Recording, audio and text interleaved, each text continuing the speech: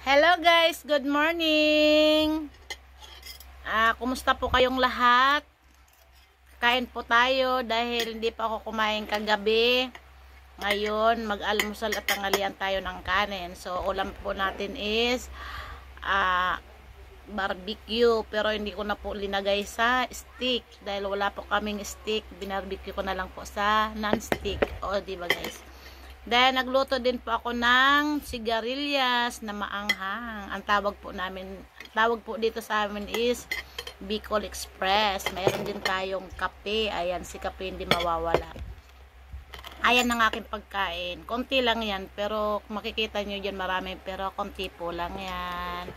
So, ayan guys. Tara na guys, kakain na tayo dahil favorite ko po itong gulay. Kaya kakain pa ako ng maaga dahil nagugutom na ako. Guys, para sa inyo guys, kain tayo. Sarap.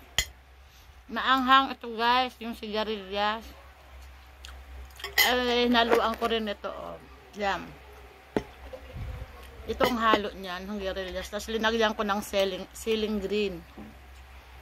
So, ayan kaya maanghang. Kain. Sarap.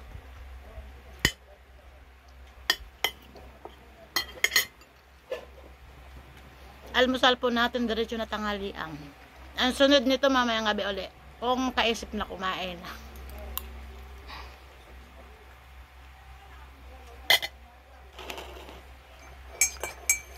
Kain po.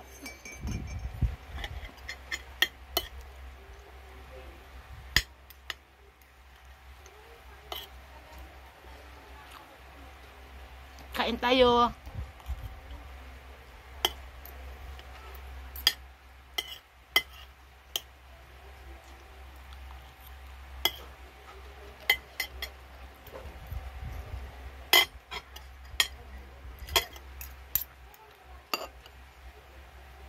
Ito yung prinito ko kanina.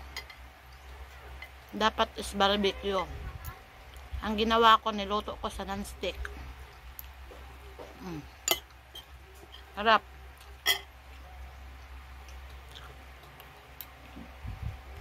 Bye guys. Thank you for watching. Bye.